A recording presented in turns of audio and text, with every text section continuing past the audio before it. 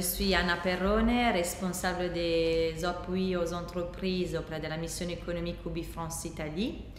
Donc, je m'occupe du soutien aux entreprises françaises qui souhaitent exporter sur les marchés italiens et je m'occupe plus particulièrement du secteur mode.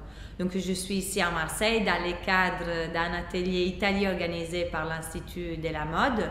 Donc, voilà, pour effectivement présenter nos actions, les marchés italiens aux jeunes créateurs qui font partie de l'Institut. Concernant les marchés italiens du textile habillement, on peut compter au niveau du chiffre d'affaires de la filière au total 54 milliards d'euros. Plus particulièrement, l'habillement, ça correspond à 38% de la filière et à un chiffre d'affaires de 20 milliards d'euros. Donc, le marché italien, il est très atypique par rapport au marché français et aux autres marchés internationaux parce qu'il est constitué par une prédominance importante du détail spécialisé. Donc, en Italie, il existe 127 000 boutiques multimarques spécialisées dans l'habillement, l'accessoire et la fourrure. Pour vous donner une idée, que dans la région Lombardie, dont la province principale est Milan, il en existe 15 000. Voilà, ça montre comme le poids du détail spécialisé soit important dans la distribution italienne, même si on a enregistré quelques baisses au fur et à mesure des années à cause de la conjoncture du marché et de la consommation qui est assez statique. En fait, c'est dans les projets effectivement de la mission économique, en collaboration avec l'Institut de la mode, de pouvoir réaliser une journée de rencontres entre jeunes créateurs et entreprises françaises avec des opérateurs italiens, plus spécifiquement en région PACA, si nous arrivons à organiser ce type de journée. Et en fait, il s'agit de rencontres commerciales entre agents de commerce italiens qui sont potentiellement intéressés par représenter la marque française sur les marchés italiens et effectivement les créateurs de ces marques sur les territoires français.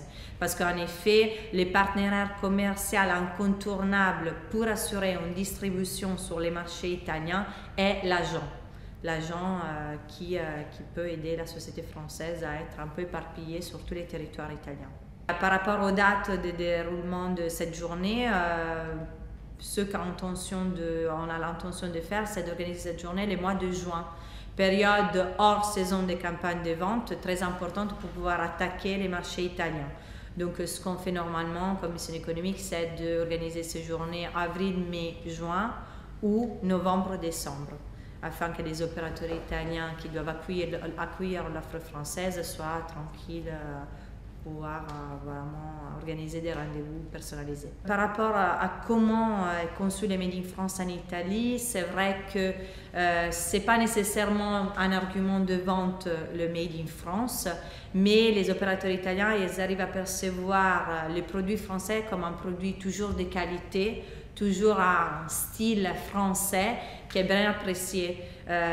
Pour vous faire un exemple, il y a des marques comme Comptoir des Cotonniers, comme Zadig et Voltaire, qui ont énormément de succès sur les marchés italiens. Par exemple, le Comptoir des Cotonniers, c'est une marque qui est typiquement style très français. Voilà. Pour ce qui concerne les tendances et l'évolution des habitudes de consommation et de la clientèle, en effet, on assiste en Italie comme un petit peu dans beaucoup de pays dans le monde entier à une grosse distinction entre tout ce qui est haut de gamme, donc les particuliers qui peuvent acheter des produits haut de gamme et les produits bas de gamme. Donc la classe moyenne, les produits moyenne gamme, malheureusement aujourd'hui, ils perdent de plus en plus de poids par des marchés.